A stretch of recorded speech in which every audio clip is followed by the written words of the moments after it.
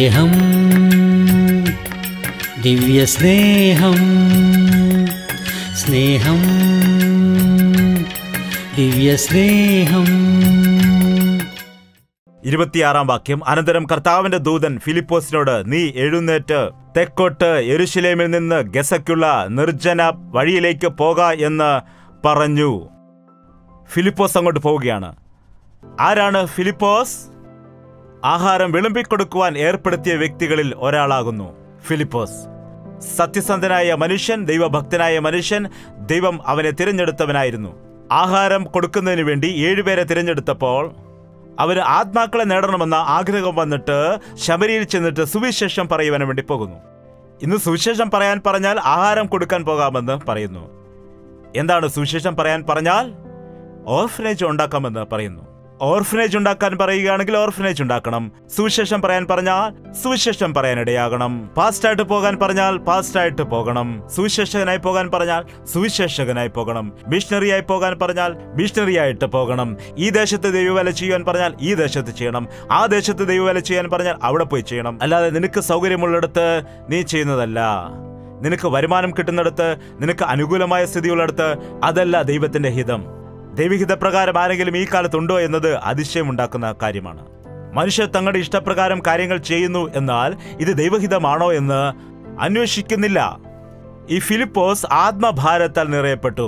ആത്മഭാരത്താൽ നിറയപ്പെട്ട് ശമരിയിലേക്ക് പോയി.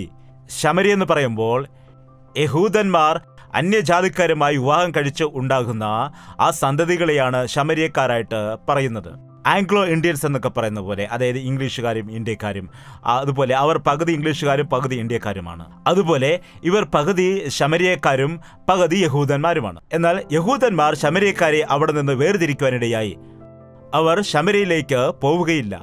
അതുകൊണ്ടാണ് യേശുക്രിസ്തു ശമരിയിൽ ചെന്നതായ സമയത്ത്, യഹൂദനായ നീ എന്തുകൊണ്ടാണ് ഞങ്ങളുടെ അടുത്ത് വന്നതെന്ന് ശമരിയ സ്ത്രീ അതിശയിക്കുവാൻ ഇടയായി. അങ്ങനെ തള്ളപ്പെട്ട് കിടക്കുന്ന ആളുകളുടെ അടുക്കലേക്ക്, ആരും സുവിശേഷം പറയാൻ പോകാത്ത സ്ഥലത്തേക്ക് ഫിലിപ്പോസ് പോയി. യെരുശലേമിൽ ഒരുപാട് ദൈവദാസന്മാരുണ്ട്, അവിടേക്ക് ഞാൻ പോകേണ്ട കാര്യമില്ല. യെരുശലേമിൽ മേശമേൽ ശുശ്രൂഷിക്കാൻ ഒരുപാട് ആളുകളുണ്ട്.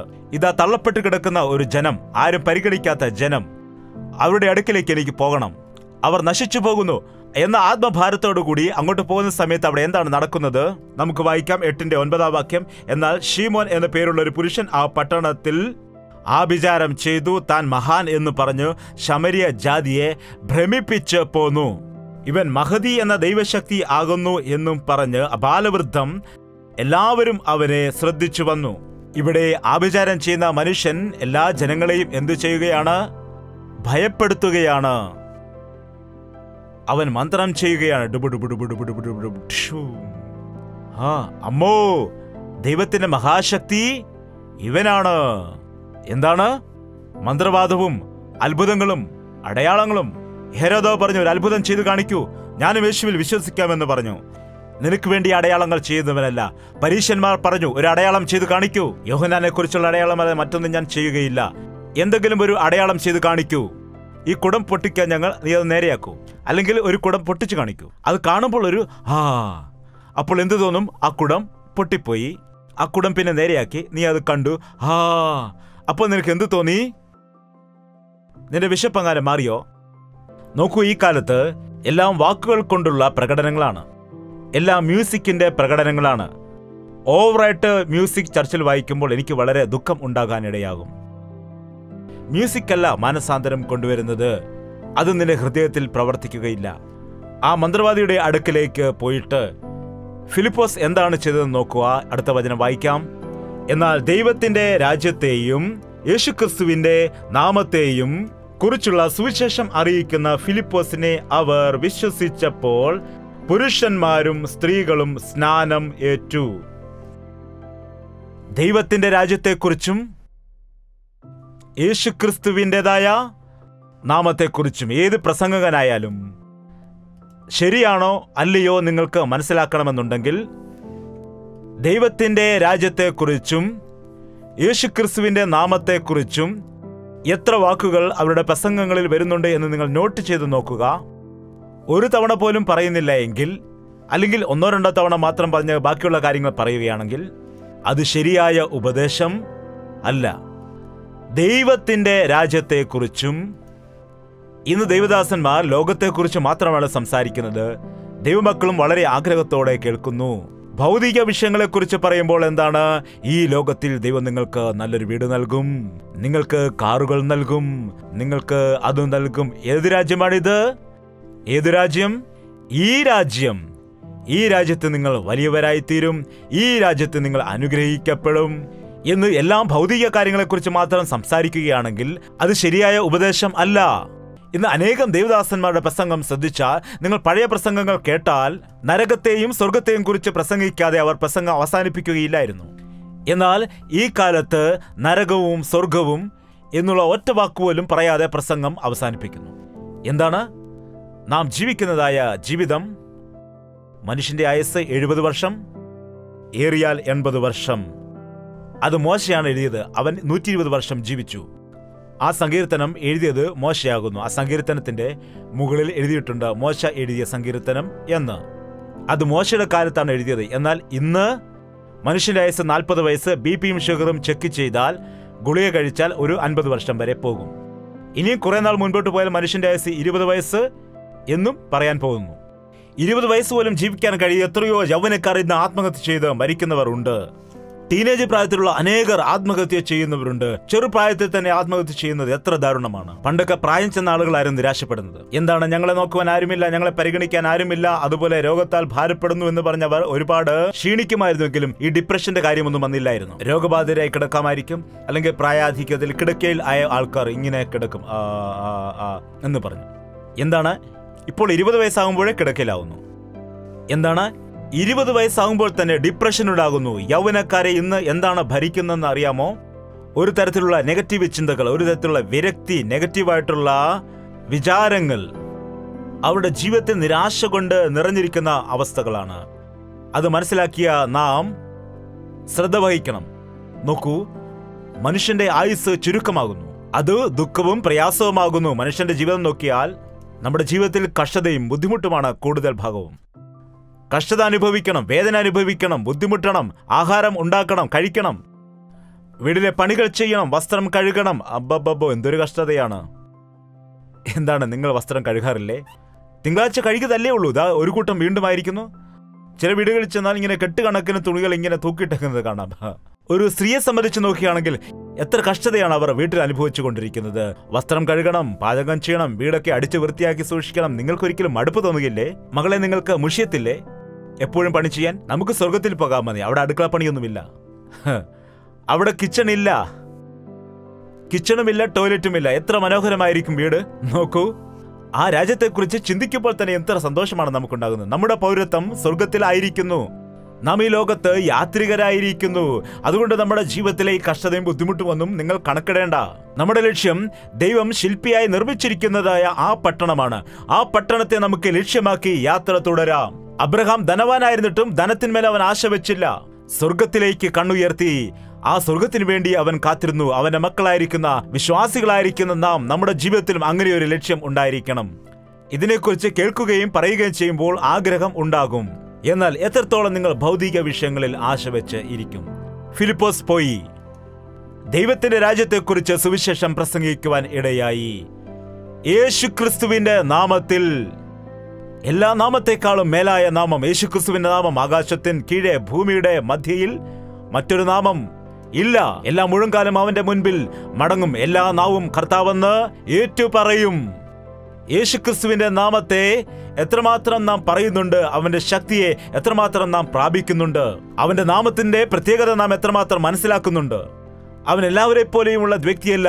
അവൻ മരിച്ചവനല്ല, അവൻ ജീവിച്ചിരിക്കുന്നു. ജീവിച്ചിരിക്കുന്നവനെ എന്തിനു നിങ്ങൾ മരിച്ചവരുടെ ഇടയിൽ അന്വേഷിക്കുന്നു? അവൻ ഉയർത്തെഴുന്നേറ്റിരിക്കുന്നു. ഉയർത്തെഴുന്നേറ്റിരിക്കുന്നതായ ക്രിസ്തു, വേഗത്തിൽ വരുവാൻ പോകുന്ന ക്രിസ്തുവിനെ കുറിച്ച് പ്രസംഗിക്കാത്ത ഉപദേശങ്ങളിൽ എന്താണ് വിഷയം ഉള്ളത്?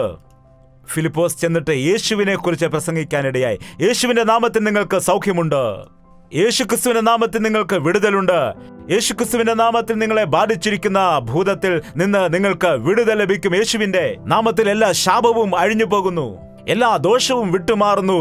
യേശുവിന്റെ നാമത്തിൽ നിങ്ങൾക്ക് വിടുതൽ ഉണ്ട്, വിജയം ഉണ്ട്. ഫിലിപ്പോസ് സത്യ സുവിശേഷത്തെ പ്രസംഗിച്ച സമയത്ത് ദേശം മുഴുവൻ മാറിപ്പോകാനിടയായി. മന്ത്രവാദിയുടെ പണിയൊക്കെ അവിടെ തീർന്നു. എല്ലാവരും ഫിലിപ്പോസിന്റെ അടുക്കലേക്ക് വന്നു. എന്താണ്? മന്ത്രവാദിക്കൊന്നും തന്നെ മനസ്സിലായില്ല. അവരും വരുവാൻ ഇടയായി. എനിക്കും സ്നാനം വേണം എന്ന് പറഞ്ഞു. അങ്ങനെ ഇവരുടെ കൂടെ കൂടുവാൻ ഇടയായി. എന്താണ്? ഇവരുടെ കൂടെ കൂടിയിട്ട് പത്രോസും യോഹന്നാനും പ്രാർത്ഥിക്കുന്ന സമയത്ത് പരിശുദ്ധാത്മാവ് അവരുടെ മേൽ ഇറങ്ങി വന്നപ്പോൾ പത്രോസിന്റെ അടുക്കിലേക്ക് ശിമോൻ ചെന്നിട്ട്, എനിക്കും പരിശുദ്ധാത്മാവിനെ ലഭിക്കേണ്ടവനെ പ്രാർത്ഥിക്കാമോ എന്ന് ചോദിച്ചോ?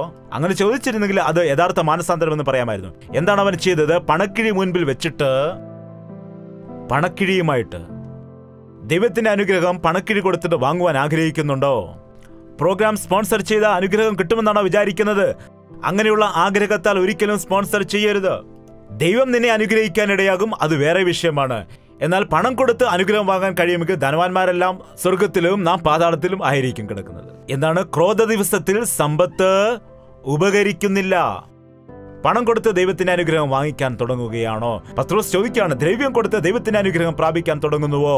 നിന്റെ പണം നിന്നോട് കൂടെ നശിച്ചു പോകട്ടെ.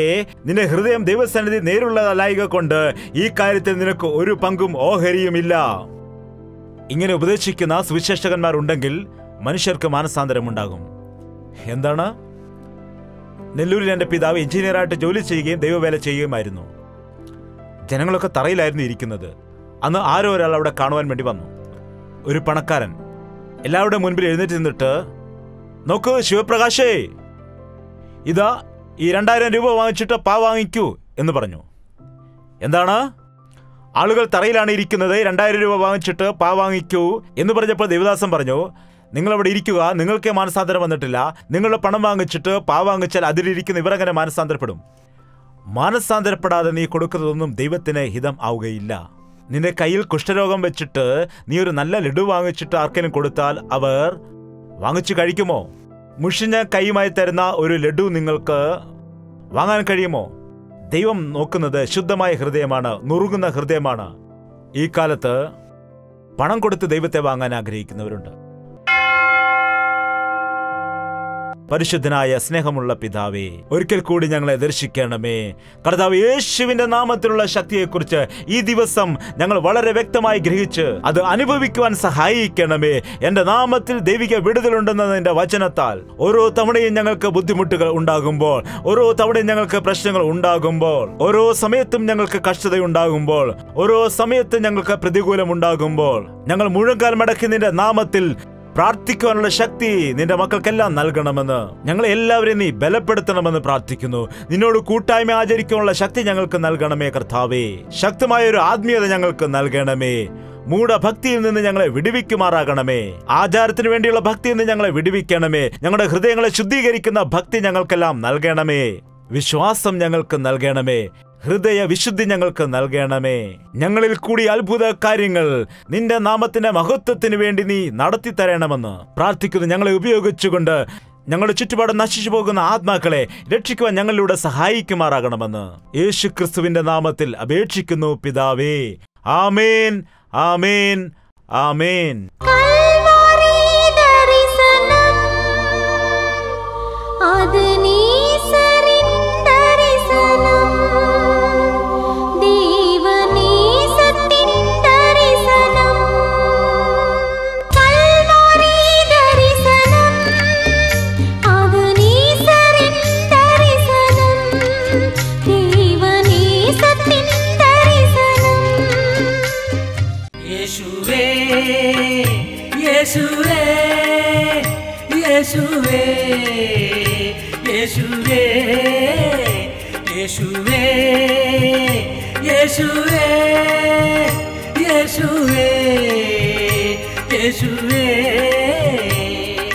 നിന്നെ നിന്നെ എന്നും ഞാൻ സേവിക്കും. നീ മാത്രം രാജാവെന്നും. നിന്നെ നിന്നെ എന്നും ഞാൻ സേവിക്കും. നീ മാത്രം രാജാവെന്നും. യേശുവേ യേശുവേ യേശുവേ യേശുവേ യേശുവേ യേശുവേ യേശുവേ യേശുവേ യേശുവേ യേശുവേ യേശുവേ യേശുവേ യേശുവേ യേശുവേ